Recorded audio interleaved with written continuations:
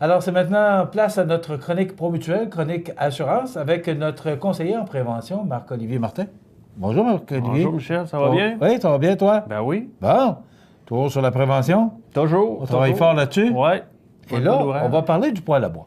On en a parlé du poêle à bois. Oui. Mais là, on va peut-être aller un petit peu plus... Ben c'est ça. plus loin dans notre... Ça fait plusieurs fois qu'on en parle. On essaye de mêler ça. Pour nous autres, c'est important. Le poêle à bois, c'est des installations qu'on voit souvent. C'est quand même assez dangereux si c'est mal installé. Fait que plus qu'on en parle, mieux c'est, tant qu'à moi. Ce qui est important de mentionner aussi, Marc-Olivier, t'es pompier. Oui. Alors, tu sais de quoi tu parles. Oui, c'est sûr qu'on n'a pas des dizaines d'incendies là, à Montmagny reliés à ça, mais ça arrive souvent que... C'est sûr qu'on ne voit jamais un gros incendie. Bon, on en voit, là, mais tu sais, je veux dire... mais ça, c'est des petits dommages qui sont causés par le poêle à bois. Des fois, c'est des gros, mais c'est ça. Fait que, donc, l'achat d'un poêle à bois, pour être en sécurité, c'est important de faire un bon choix. Oui. Par quoi qu'on commence? Qu'est-ce qu'on doit regarder en premier lorsqu'on achète un poêle à bois? Bien, premièrement, tous les gens vont aller en quincaillerie habituellement. Ça va être d'acheter. Ou des endroits spécialisés. Spécialisés, oui. Puis ce qui est vendu en quincaillerie, c'est des poêles qui sont homologués. Ils ont été testés. Ils ont eu des tests en laboratoire, en cas de surchauffe, ces affaires-là. Là.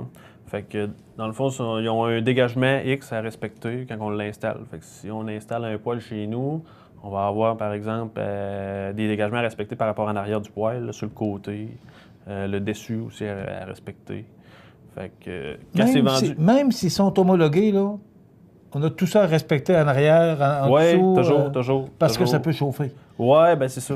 OK. On ne met pas de ce qu'on appelle communément du Gyproc, là. Ouais. Il faut avoir une plaque en arrière, c'est ça? Bien, c'est ça. Bien, pas nécessairement. Si notre poêle est installé selon les recommandations du fabricant, dans les distances qu'on a dit, que le manuel dit, bien, on est correct. On n'a pas besoin de mettre d'écran ou quoi que ce soit. Okay.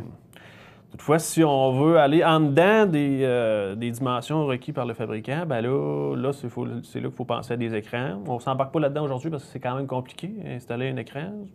C'est là que c'est important de nous appeler pour l'installer comme il faut. Des fois, on arrive chez des gens, l'écran est mal installé. Fait que là, on est obligé de faire désinstaller. Puis là, bien, c'est sûr que c'est pas agréable là, pour les gens. Donc, de prendre... Il faut qu'il soit homologué. S'il n'est pas homologué, de toute façon, vous ne l'accepterez pas? Ben, il y a peu de chances que vous l'acceptiez? C'est parce que c'est le poêle artisanal qu'on n'acceptera pas. C'est le poêle qui est fabriqué par un assuré dans son garage qui n'a pas subi de test, dans le fond. Puis ça, non, quand c'est artisanal, il y en a qu'on en voit toutes sortes là, dans nos visites. Là. J'imagine. Fait que ça, c'est non. Là. Non, toutefois, il y a le poêle qui est non homologué, ceux-là qui ont été... L'homologation a commencé à sortir dans les années 80. Il y a eu beaucoup de feux. Puis là, il y a des gens qui se sont questionnés à savoir qu'est-ce qu'il fallait faire. Fait que là, ils ont sensibilisé les vendeurs. C'est là que les manuels d'instruction sont sortis avec des fabricants, les recommandations du fabricant à respecter. Et puis, c'est ça, il y a eu beaucoup de sinistres. Fait que là, ils se sont assis et ils ont dit, ben là, qu'est-ce qu'on ferait bien? Fait que là, c'est là qu'ils ont commencé à homologuer les poêles. Puis là, c'est à partir de ce moment-là qu'on commence à avoir des distances sur les poêles, à partir des années 80. Toutefois, on a les poêles non homologués, comme les poêles cuisinières. Les fournaises Lilette, ils ont été faites de compagnie, mais ils n'ont pas été testés. Fait que là, quand on arrive pour installer ces poêles-là, ben là, les critères sont plus grands. Là. Nous autres, on se réfère à la norme B365, qui est la norme pour le chauffage. Et puis, on se réfère à ça. Et puis, ben là, c'est toujours... c'est sûr que le dégagement initial est plus grand, mais on peut le réduire avec les écrans, là, comme on parlait tantôt. Là. Mais c'est plus compliqué un petit peu. C'est là que nous autres, c'est important qu'on soit là pour que ça soit bien fait. Là, les conduits de raccordement. Des tuyaux. Ouais, tuyaux de poêle. Des tuyaux, ouais, des tuyaux de poêle. Nous autres, on appelle ça un conduit de raccordement. Là. C'est pas oublié de le ramoner. Au moins une fois par année, des fois, les gens ils vont ramoner la cheminée, mais ils ne ramèneront pas le tuyau. Le tuyau, c'est ça qui est le plus sale. Il n'est pas isolé, lui. Il se refroidit rapidement. Fait que là, il fait plus de créosote. Fait que là, c'est important de le ramoner. Puis parce que quand il flambe, quand il brûle, ça devient très, très chaud. Là. Si on n'a pas nos dégagements requis, là, c'est là que c'est dangereux pour un incendie. C'est important de le ramoner comme il faut quand on ramone notre cheminée, toutes les fois. OK. Après ça... Est-ce qu'il y a une spécificité du tuyau? Il y a une épaisseur ou... Ben, celui qui Celui qui est en magasin encore? Celui là? qui est en magasin, il est homologué. Tu sais, tantôt, OK. on parlait de 1980. Ben là, à partir de ce moment-là, les cheminées ont été homologués, les poêles ont été homologués, les tuyaux ont été homologués. Fait que c'est tout approuvé, dans le fond, pour chauffer au bois. C'est sûr que... fait que c'est ça. Puis, ben, c'est ça. Là, il y en a qui ont des récupérateurs de chaleur, dans le fond. Ils font faire un chemin à leur fumée avec leurs tuyaux. Puis là, dans le fond, c'est pour aller chercher un petit peu plus de chaleur, de la fumée, dans le fond. Et ça, pour nous autres, c'est pas bon. Parce que la fumée, elle fait une plus grande distance. Puis là, ben là, c'est plus à risque. Là, elle se refroidit, comme je disais tantôt. Elle fait de la créosote. C'est dangereux, un petit peu. Et si on prend des tuyaux pour la chaleur là, à travers les trappes qu'il y a déjà après le poêle à bois, est-ce que c'est correct, ça? Ben, il y a des poêles à bois qui sont faites, qui ont comme une petite cage autour. Ils sont homologués pour ça, avec un tuyau. Ben, c'est pas très efficace, là. C'est pas une fournaise, là. Il y en a qui prennent un poêle à bois pour une fournaise. On va en parler un petit peu plus loin. Oui. Ben, justement, allons-y donc. On parlera de la cheminée à la fin. Oui. Mais oui, les gens se servent de ça. Oui, ben c'est parce que les gens vont aller en quincaillerie, ils vont dire « OK, ça me prend un poêle à bois », mais ils ne prendront pas nécessairement la bonne grosseur de poêle à bois.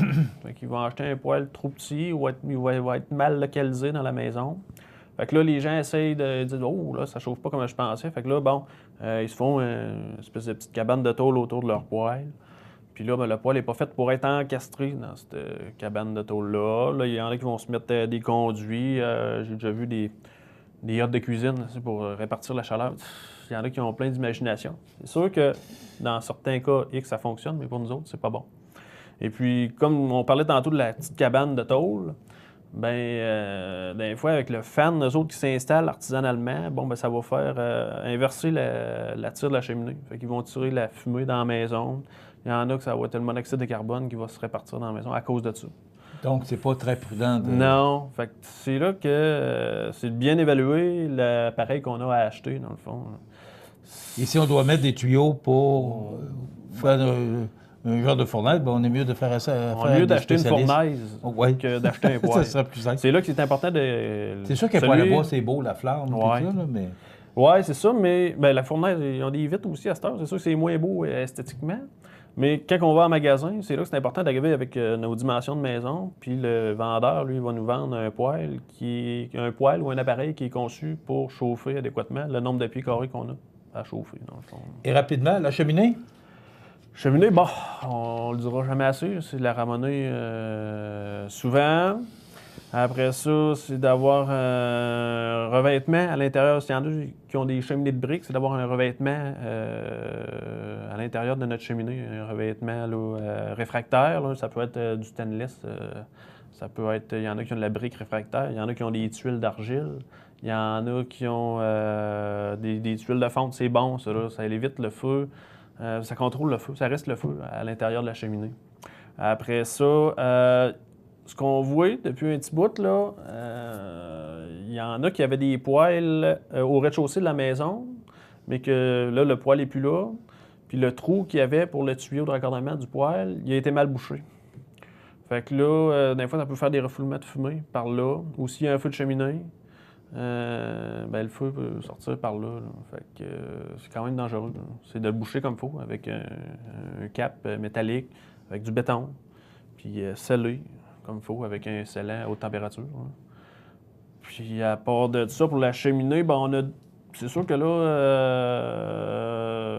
on voit depuis un petit bout là, que la fameuse mousse polyuréthane, le monde commence à. Quand ils arrivent dans leur plafond, là, ils prennent l'uréthane puis ils en mettent tout le tour de la cheminée pour sceller. Isoler, oui, pour isoler. Mais l'uréthane est ignifeux. Pas ignifeux, c'est combustible. Puis la cheminée, elle, ça y prend un dégagement de 2 pouces tout le tour. Fait que là, l'autre fois, j'en ai trouvé que l'uréthane était noirci. Là.